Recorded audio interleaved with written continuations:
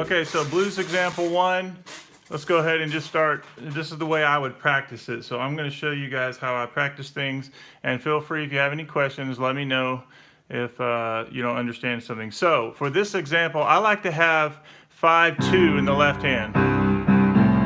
Okay, we're just going to first, before we do the variation, we're going to do the way it's written. And what I do is just 1 and 2 and 3 and 4 and 1 and 2 and 3 and 4 and the important thing is make sure you always repeat on the pinky. 1 and 2 and 3 and 4 and sometimes some of my students, they do this, which is okay, but that's not the feel. What we want is a longer first note. 1 and then 2 and then 3 and then 4 and then 1 and so really loose. In the right hand, you're just doing a C triad, right? And you slide from your flat third to your major third. So you have C, E, and G, and you go E flat to E. You could either start it with the slide first, and I like the fingering 2, 3. If you can do that fingering, it'll really help you out when you move to the next chords, okay? So it's just a triad, C, E, and G, and you need to practice getting used to sliding from the black notes to the white notes, and all you do is make sure that those line up together. So when you hit that E, you're hitting the G at the same time. You can also practice it rocking back and forth between the E flat to E and G with the C. The next thing is your F chord. That's an F chord in second inversion.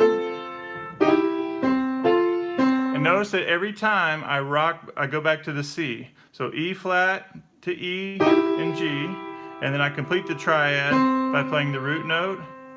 And then I hit the F and A, and I like fingers 2 and 4, and I go back to the C. And then I go up, and I get my fingers up into the keys for the next thing. That's your G and B flat, and that's a C7 chord without the third. So I have C, F in second inversion, because you have a root position, F, first inversion, and second inversion.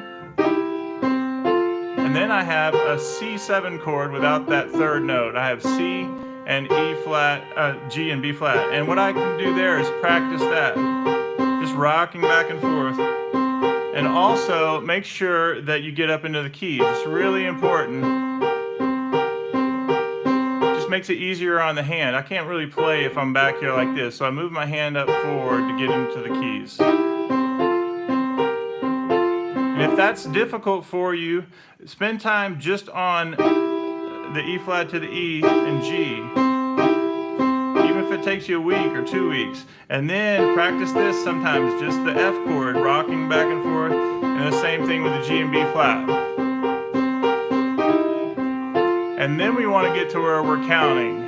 1 and 2 and 3 and then 4 and then. I say 1 and then as opposed to 1 triplet, but there are all kinds of ways to do it. But I'm thinking a triplet feel. 1 and then 2 and then 3 and then 4 and then what that does is that creates a nice little lilt there.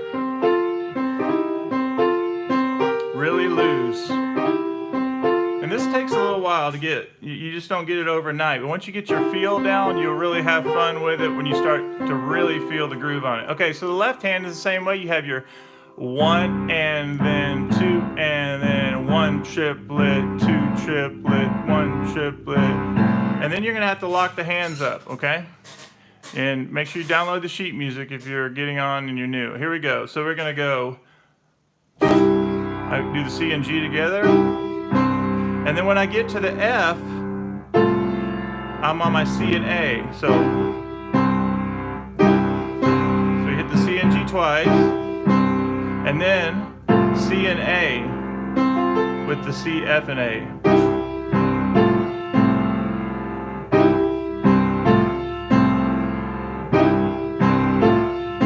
And notice that when I hit that A twice, it's always C, G, C, A, and you hit it twice. 1 and 2 and 3 and 4 and 1. So when I hit that C and A the second time, I'm on the C note.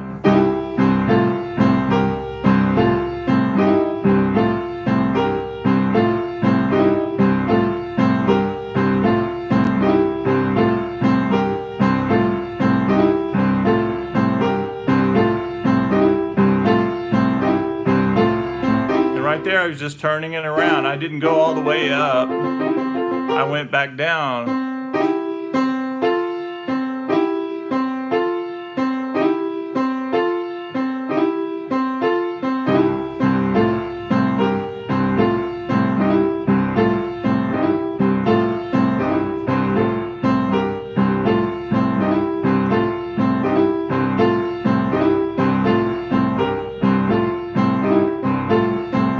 Okay, now if you're in the chat room, I see we have a few people on there. Hey, Vicky. So what we're going to do is let me know if you guys understand this, and make sure you give me a thumbs up. That way I know that you got a call coming in. So right now we're this far.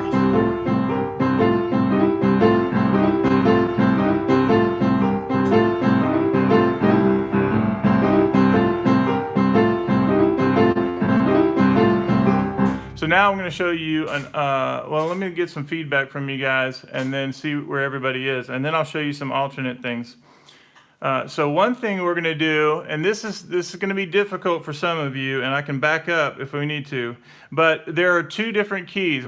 What I call is you have your slide keys when it's a black note going to a white note for the flat third to your major third.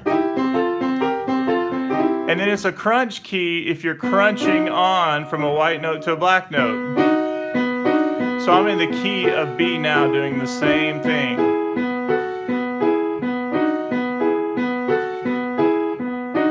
And that's really all. You only have 2 fingerings for this example, and that covers all 12 keys. So you either have a slide off where you do.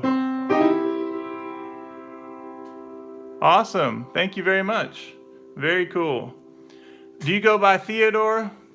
It's a pretty cool name, by the way. Okay, so you either have a slide key where you go from the E flat to the E, and you do 1, 2, 3, or you crunch on. And in the key of B, you have your triad. I have to crunch on from the white key to the black key to get to the major third, minor third of B into the major third. So the safest fingering that I think you have for this is 1 and 2 and 3 to crunch on, and 5 on the top. Okay, so that's for B. And then in my left hand, just like we used our root 5th from C, and I like this fingering again, 5, 2 to 5, 1. Cool, Teddy, awesome, man. Okay, so then for B, I'm going to use the same fingering, 5, 2 to 5, 1. But once again, look how I moved into the keys just a little bit. I can't play back here when I'm doing that. I have to turn my hand just slightly, and I get up into the keys. Now I'm in B major, right? Now for my right hand, my E flat or D sharp, since you're in B, I'll just say E flat for the sake of people. Most people don't think about D sharp a lot of times, but we'll say when you hammer onto that E flat, you're doing 2, 3, and notice that lines up with the F sharp right when I get to the major third. Yes, you can use a walking bass, and I'll show you that in just a minute. Great question. Okay, now here's the trick, guys. This is really important. So this is my crunch key, right? We either have a slide key or we have a crunch key. When I crunch on there, my next chord is my E chord in second version, and I like to use 2 and 4 there. So watch what I do with my hands.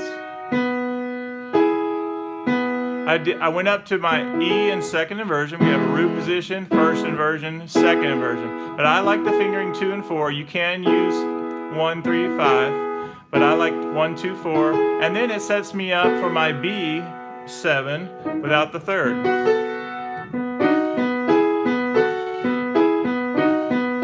Let me do it really slowly. So there's my crunch on. Remember, you have to rock back and forth between the root. Right? And then I do my E, second inversion, and my B7. I use 1, 3, and 5, 1, 2, 4, 1, 3, 5, 1, 2, 4, 1, 3, 5. You see it has a nice feel to it, a nice little pattern there. Okay, so then in my left hand, I'm doing that 1, and then 2, and then 3, and then 4, and 2.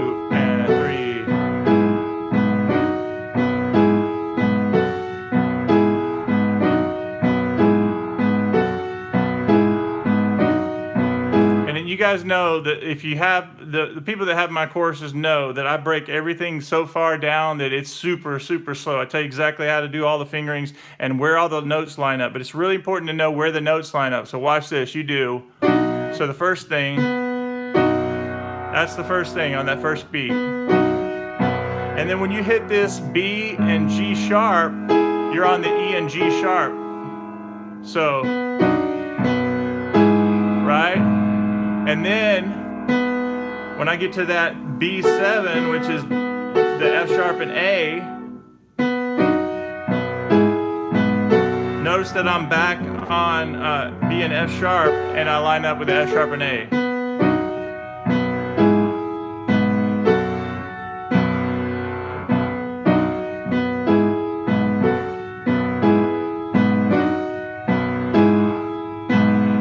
Notice that when I hit that second time on that B and G sharp, I'm on the root.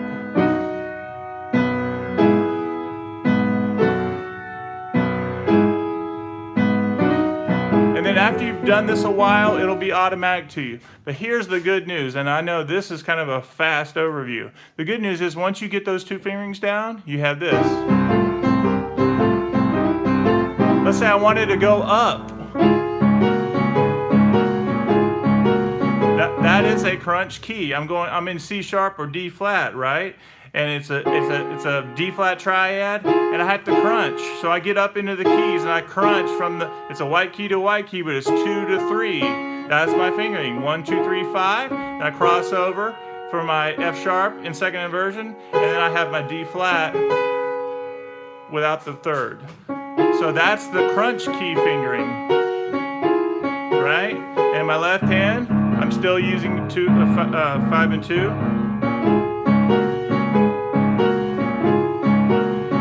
If I'm in D, that's a crunch fingering.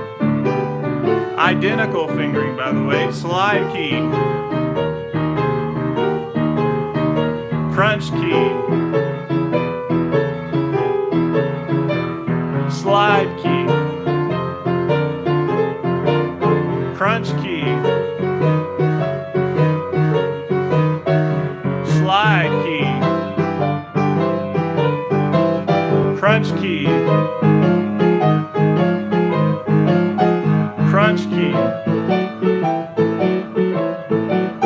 B flat is a slide key. And normally I would move it down here by then. Then a crunch key on B, right? We just did that.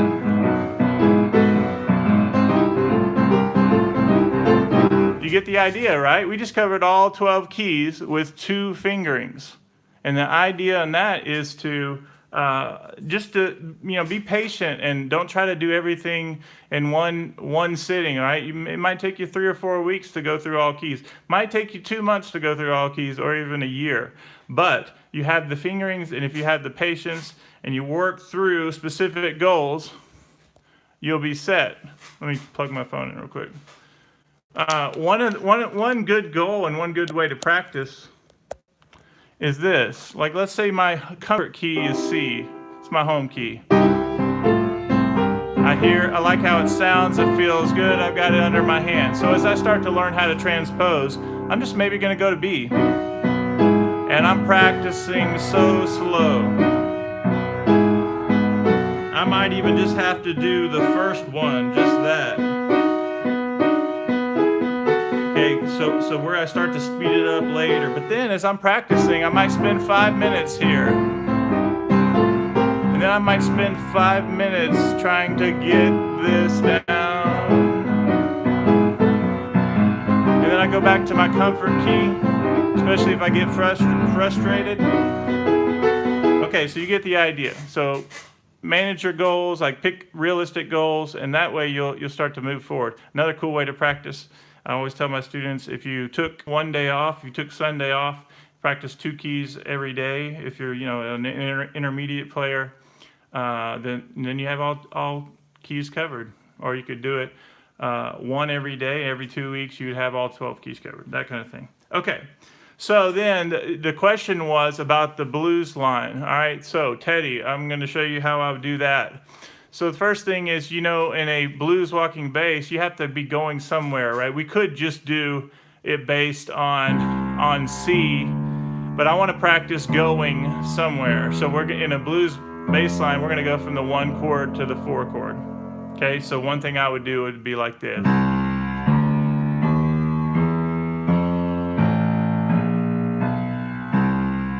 So what I'm doing here is walking up C, D, E flat, E, F. That puts my bass notes on the downbeats. 1, 2, 3, 4, 1. And I did the root, second of the scale, flat third, major third, my root of an F chord, my third, 4, sharp 4, and I'm back at my loop. So listen.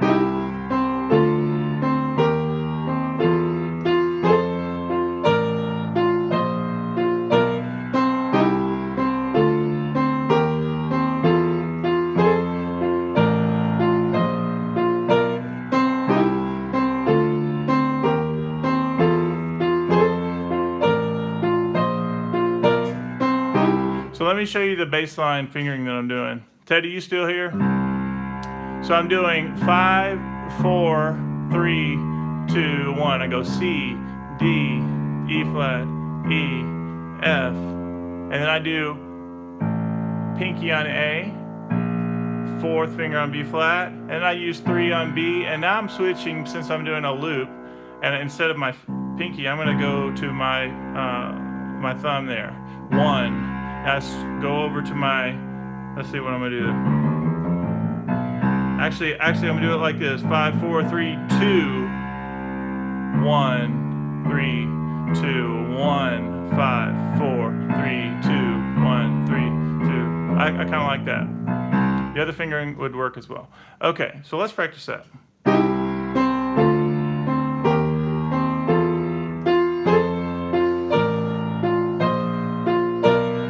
Obviously in the right hand, I can't even see, awesome. I can't even see if the whole picture is in when I go to F. Let me see. Okay, it's out of the picture, isn't it? You guys are a little bit behind. No, you're good. Okay. Okay, you can see.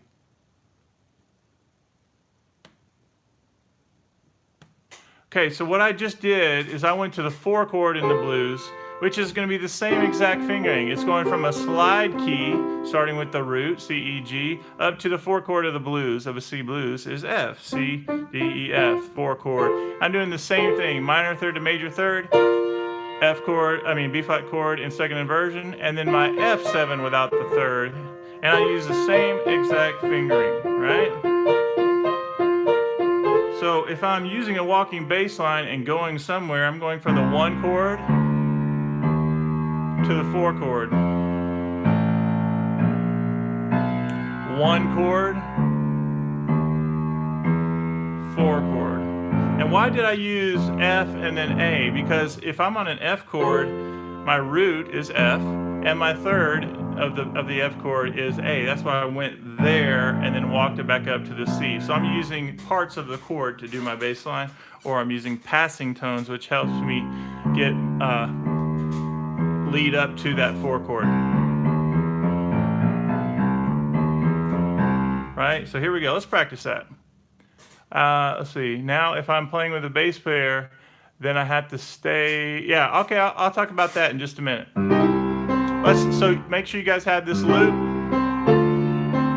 Make sure if you're new, download that chart for Blues Volume 1. I'm going to show you a really cool bass pattern that you can use for that.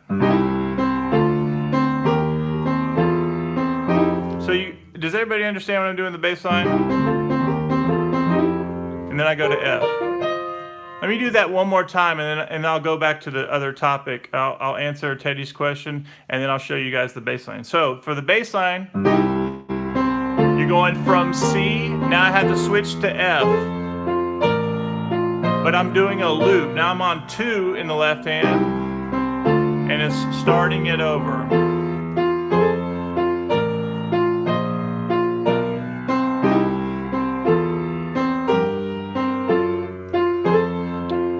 See what I did there? Let me do that again.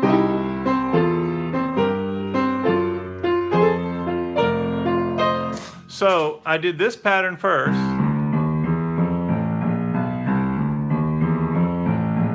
The other thing I did was I did the triad. I did C, E, G, G flat or F sharp, and now I went down to the 4-chord F, and then I did the same bass line going up: F, A, B flat, B, C. So listen to how that sounds. Here's my passing chord.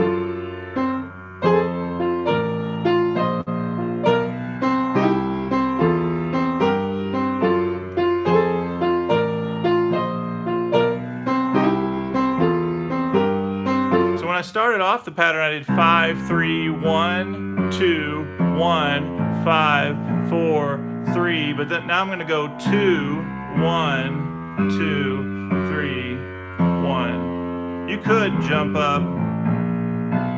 You could just jump up and play the 5 again. That's another fingering you could use. 5, 4, 3, 1, 3, 1, 2, 1. I kind of like 2, 1, 2, 3.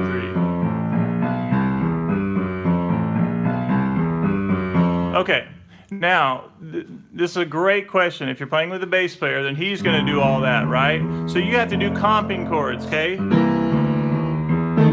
And you can start with 2 notes, you can go to 3 notes, you can go to 4 notes. But for all my students, I always start with 2-note comping chords. So what is a comping chord? Well, it's a chord that you're going to play to complement the soloist. If you're the soloist and you're playing ideas, runs, and things like that, you have to play a voicing in your left hand. The bass player is going to do this. While you're playing, we're going to start out with these 2 notes. You have E and B flat, which is your 3rd of a C scale, 1, 2, 3, and your flat 7 of a C scale, 1, 2, 3, 4, 5, 6, 7. Okay, that's your first chord. When you get to the F, all you do is flat 7 and 3. You have E flat and A. So for a C chord, you use a C scale to say, all right, I need my 3rd and flat 7th, 1, 2, 3, 1, 2, 3, 4, 5, 6, 7. That's my voicing I'm going to use. Voicing is your chords that are your notes that are stacked together to create a chord. And then that's my C voicing. And when I get to the F in my bass line, I'm going from a 4, 1 to 5, 2, and that is E flat and A. And so now I'm thinking of an F scale. And I use flat 7, 1, 2, 3, 4, 5, 6, 7. I flat the note. Normally it's an E, and I flat it, and I have the 3rd of an F scale. So if that's my voicing, now the bass player is doing. So I would be doing this with my left hand. The bass player is playing the bass line, and I'm playing those 2 chords. That chord in my left hand. It starts over. Here's that alternate bass line that I did.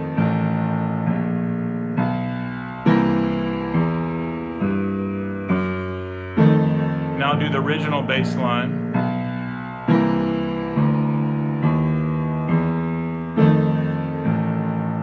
Now, if this is my comping chord, so I do have a bass player and I want to play my blues thing, I can play my blues riff in the right hand, I can play my comping voicings in the left hand, so my E and B flat. So listen to this.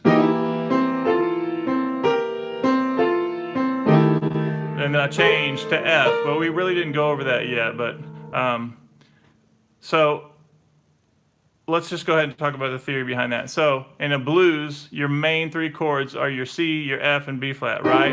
We have already gone over C extensively. When you go up to the 4 chord in the C blues, 1, 2, 3, 4, it's an F chord. And I said earlier, this is the same fingering, same exact fingering. So if I'm doing this pattern, I use this voicing on C. When I change to my E flat and A, now I have to change up to my F. Yeah, so here we go.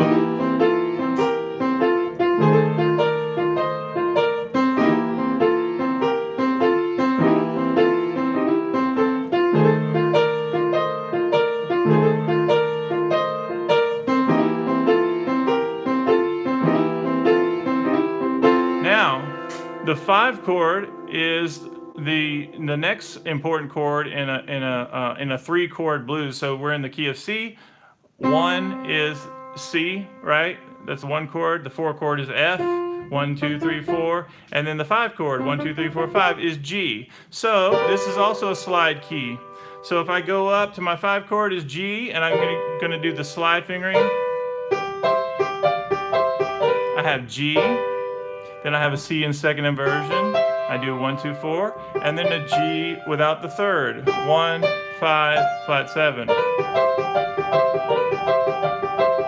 Okay, so now we have the whole blues. Now, in my left hand, I have to get a voicing, a chord that's going to work for my left hand if I have a bass player. So I'm going to use the same voicing that I used for F, flat 7 of an F scale and 3 of an F scale. But I'm going to have to do it in G. So flat 7 of a G scale, which is normally you have an F sharp, I'm going to go flat 7. So I go down by 1/2 step, and I have the third. So that's my voicing over G.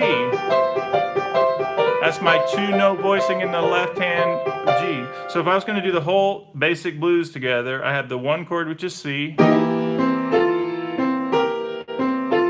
down a 1/2 step for F.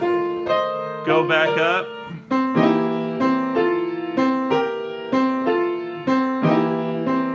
Now we're going to go to F again.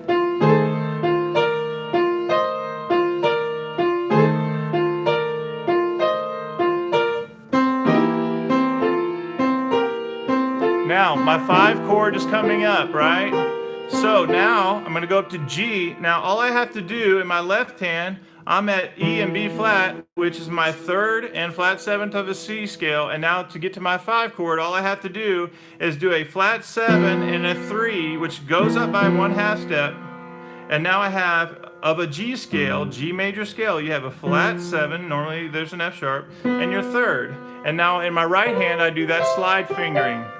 If you guys are just joining us, make sure you click on that link below that has the blues chart, and I'll leave this scope up, at least for a little while. I want to see if people are enjoying it. Make sure if you do like it, give me a thumbs up, let me know that you like it, and leave a comment if it's helping you or if you need something else answered, because I'm also kind of answering questions as we go along. Okay, so let's do it one more time.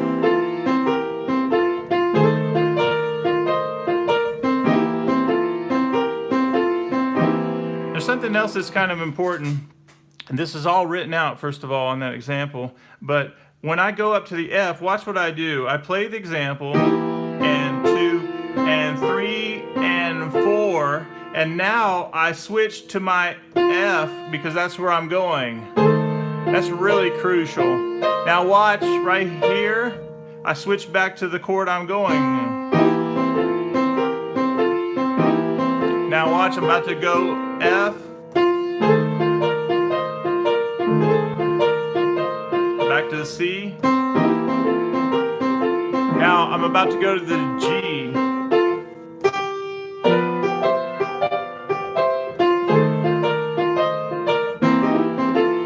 Now I've practiced that a little while, maybe I just need to do the example again.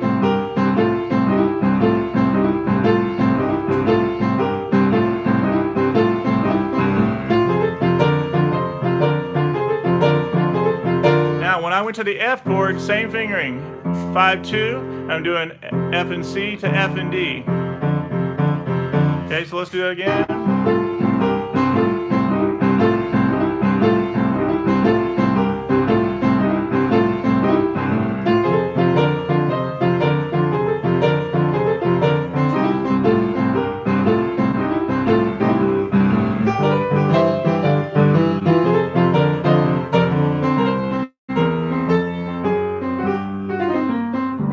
There are little turnarounds that I have in the courses that you guys are probably familiar with that we do. Okay, any other questions based on that? If not, I'll show you the next bass line that you're going to love.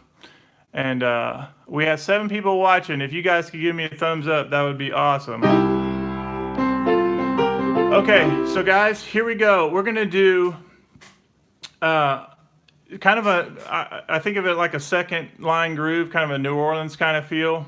and you guys are going to love this. It's very simple. 1 and 2 and 3 and 4 and 1 and 2 and 3 and 4 and 1 and 2 and 3 and 4 and 1 and 2 and 3 and 4 and...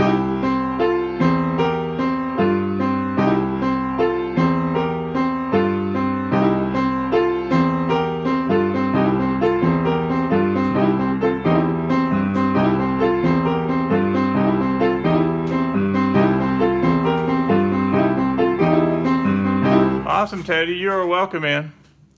You are welcome. All right, let me go back to the chat room where I can see. Well, make sure you guys understand how we lock the hands up here. Okay. Yes, I really appreciate you guys. Okay, so here we go.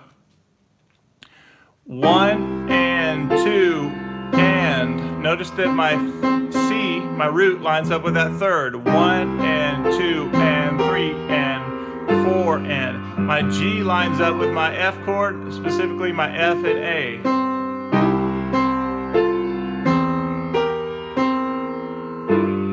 Right? G and F and A. That's really important to see where the C lines up with the E.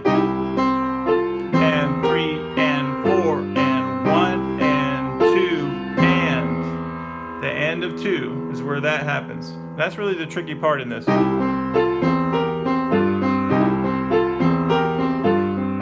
Awesome, you are welcome. Thank you for the feedback. That's awesome. Make sure you get the chart. Okay, so does everybody understand how I'm saying to lock this up? 1 and 2 and 3 and 4 and even if you're a beginner, it's totally cool to just practice that rhythm. I want you to get that where it's so natural. 1 and 2 and 3 and 4 and it should fit right under the hand because it's a triad, right? 2 and 3 and 4 and 1 and 2 and. So my C comes in with my third. 1 and 2 and 3 and 4 and 4 and. So my G lines up with the F and A.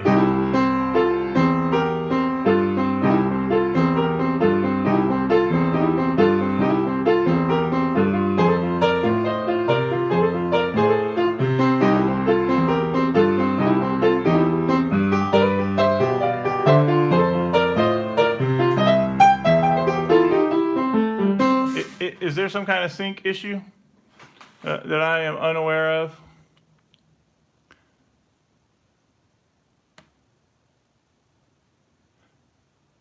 So, so a couple of things. So what I just did there, you guys are probably familiar, is one of, the most popular video I have up on YouTube. I don't know, it has like 500,000 views or something like that. And I get comments and tweets and all this about it all the time, but it's the one where you do the second inversion triad and you slide from the flat third to the major third. Same thing applies as learning how to do these in all keys. So it wasn't anything really special, but I was doing 1 and 2.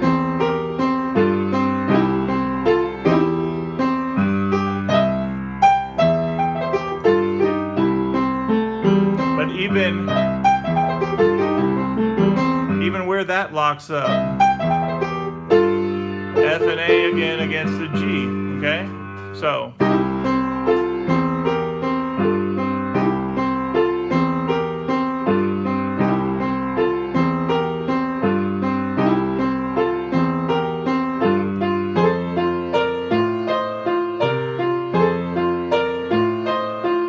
Same fingering for the left hand. 5, 3, 1.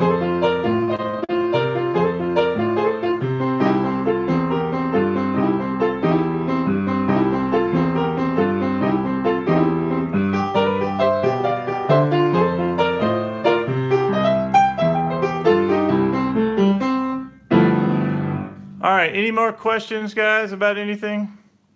I don't want to give you too much. I don't want to overload you guys. Let's do some questions real quick.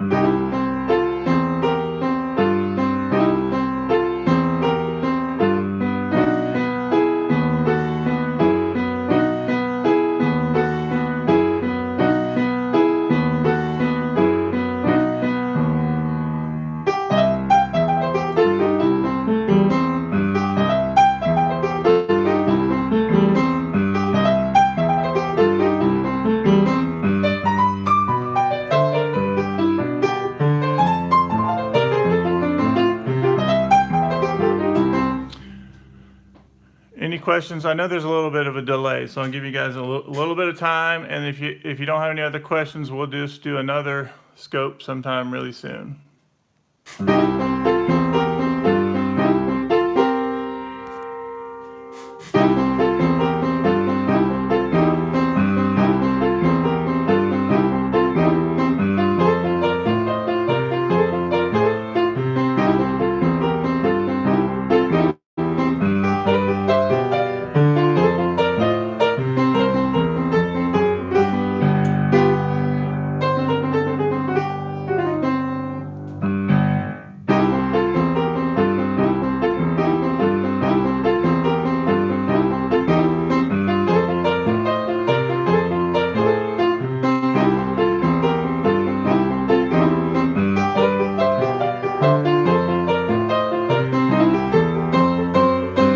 So a couple of things, guys, about practicing, and then I'll sign off, is that even exercises like that are super great for your hands. You do those every day, and you really start to feel that you're getting somewhere with both hands.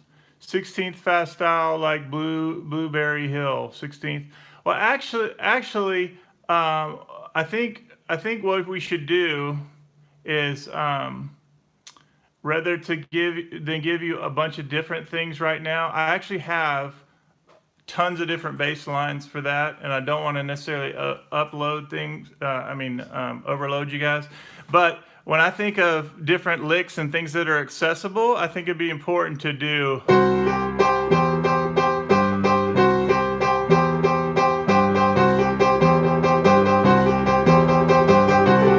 See what I did there? So that's an easy one. You just do F sharp to G, right? And you repeat the top.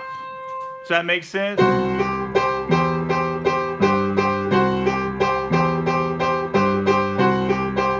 And it sounds really nice if you do it higher.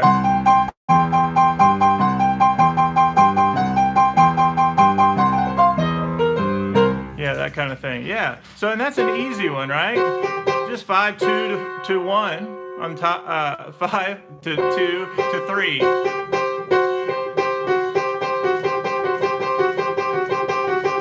All right, now another easy. If I'm going to take that little step a little further, right? You have your third to your major third, right?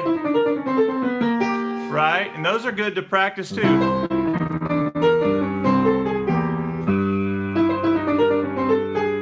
All I'm doing is starting on the root in the third, and I'm doing a crossover, and I end up with the flat 7th to the 5th. Yeah, so.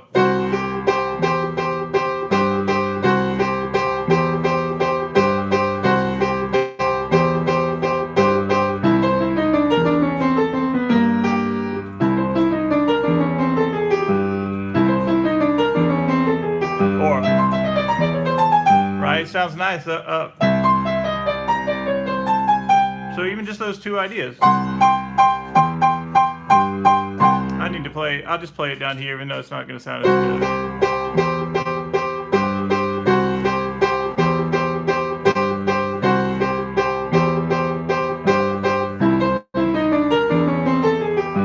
The same. I can do the same thing up here.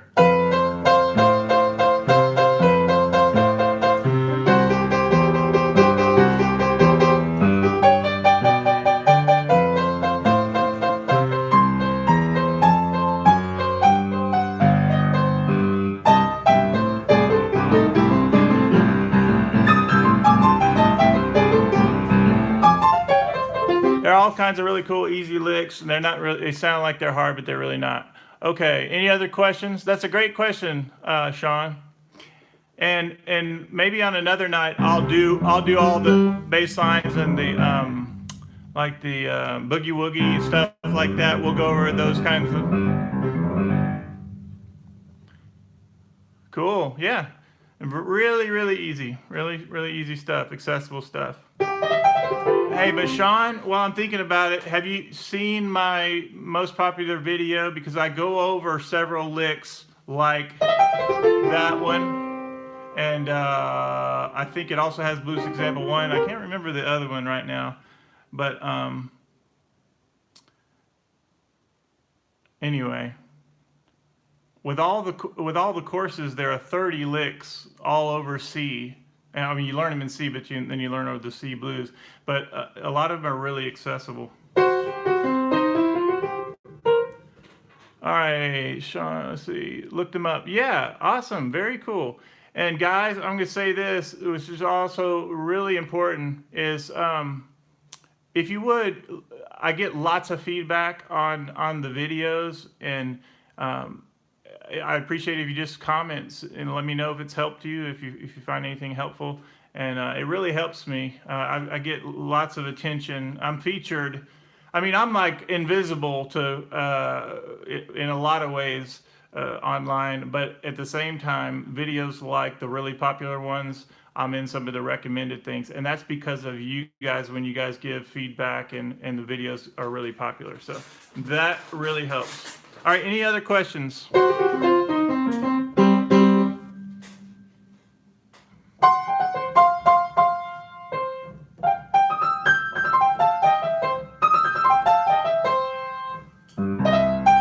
I'm just going to practice until you guys give me a few more questions, and then I'll sign off. I'm going to go for another 5 minutes, let's say.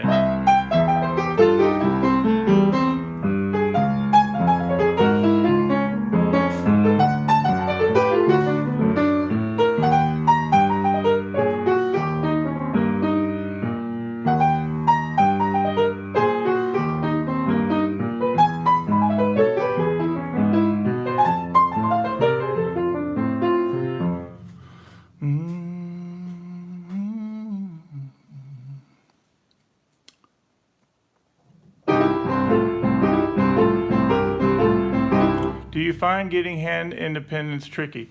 Sean, that's a great question. And I would say at first, yes, but also for me, I think it's super important. It's how you learn how to do it, and how if people can show you how to do it and ways to practice it, I think it makes it easier. And then if you break it down really with the rhythms, that's the important thing. Like for me, trying to tell you guys 1 and 2 and. When you get to there, you're going to be on the C and the E. 1 and 2 and that's the first thing you're trying to get. You're not trying to play it all at once. 1 and 2 and 3 and 4. And when you get to beat 4, you're going to be on F and A.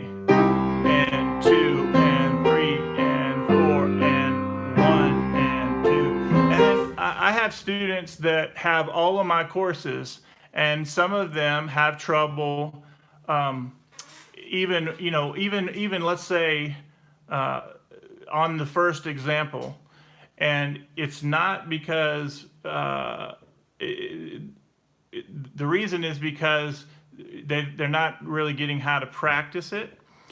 And I'll give you an example, okay? So I have a student that whenever he plays the bass line, he's kind of like this, which is not really what we want to do. We want to dig in and think of 1 and then 2 and then, and I'm really playing full. I'm like digging into the keys, and that's part of the thing. But the other thing is he has to make sure that he's hitting the C twice. 1 and 2 and 3 and 4. Instead, it's because what happens is sometimes he leaves the C down, and so it's things that are making it harder for him to gain the independence. But if you do practice hands separate, it's just like when you're learning Bach or Beethoven and your teacher will tell you to do hands separate. It's just a feeling you get. I don't even have to think anymore about that. Yeah, very cool. Yeah.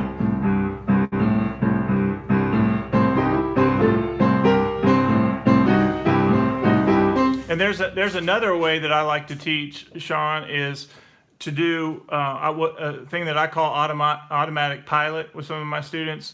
And with all of my students, and when we're learning jazz, because you're asking about playing chords with a bass player, and so if you're doing the first 5 notes of the blues scale, and this is actually from my Easy Jazz course, but it's like we do the first 5 notes of blues scale, and I call this automatic pilot. So really, what I'm thinking about is the left hand. So I first get him doing whole notes.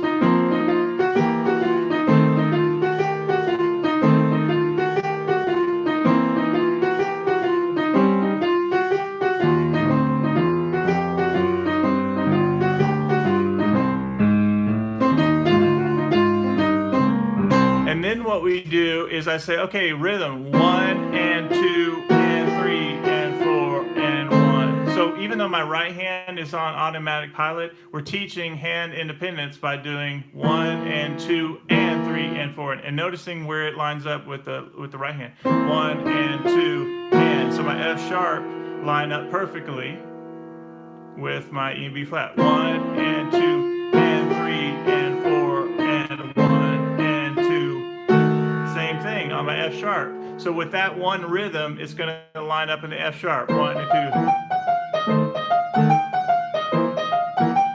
2. Does that make sense? All right, let's do 3 more questions.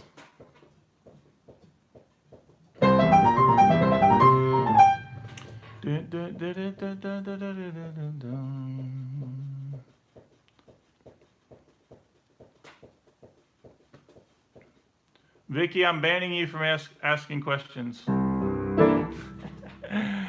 Do live things like this. Very nice. Oh, hey, thank you, Sean. That's really awesome. I've been very blessed, Sean, for, I started, I've been doing iMusicAcademy online for a long time, and various videos have made me build this community of people. And so I have students, honestly, I have a student in Brazil, actually 2 students in Brazil, and I've just been fortunate. I have a guy that's actually created 3 courses for me from the UK, and several people that have done things that's been really awesome. But all of my students who are online are people that, honestly, no kidding, are like family to me, and it's been cool. I've been blessed. But I don't have a problem at all, showing what I know, because I think that is what it's all about. We're all constantly learning. But man, definitely, if I can help you in any way, Sean, or check out all my stuff. Last one. Do you ever use a pedal? New to the piano, but I do not. Yes. So that's a great question. A lot of my jazz students, they'll come and they might be classically a really great classical player, and they might, if I teach them the blues, they'll do this. Let's see if I can do it. If I can even do it. This will be hard to do.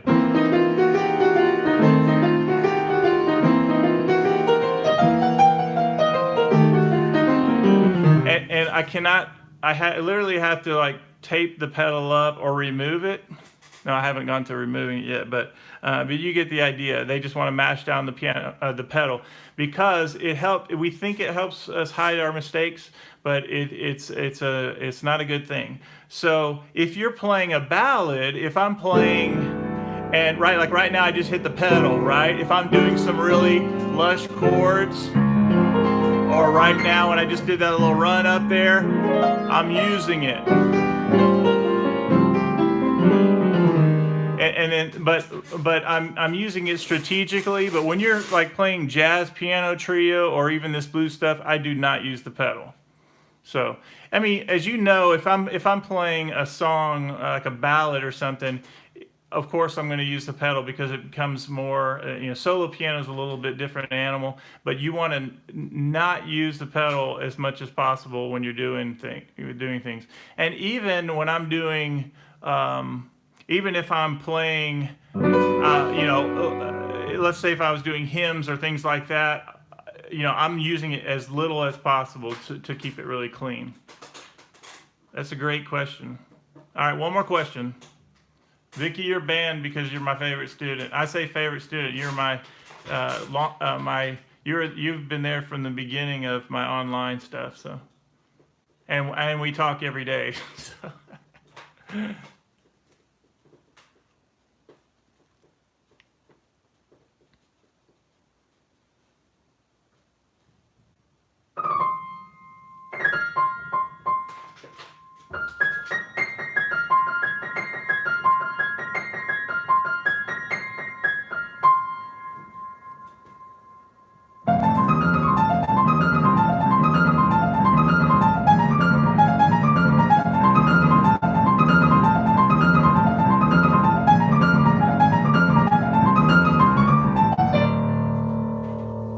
Hey, you're welcome, Sean. Hey, thank you so much, guys. And if you guys are enjoying these lessons, I'm happy to start doing more of these online teaching things.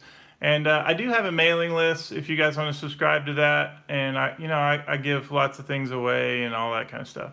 But today, just about getting you guys motivated. Thanks. Please like this video, and I'll definitely keep it up for a little while, and then we'll see how it goes. But you can always email me, bob@iMusicAcademy.com, if you have any questions on anything. All right, now I'm going to actually go and practice. Y'all are awesome.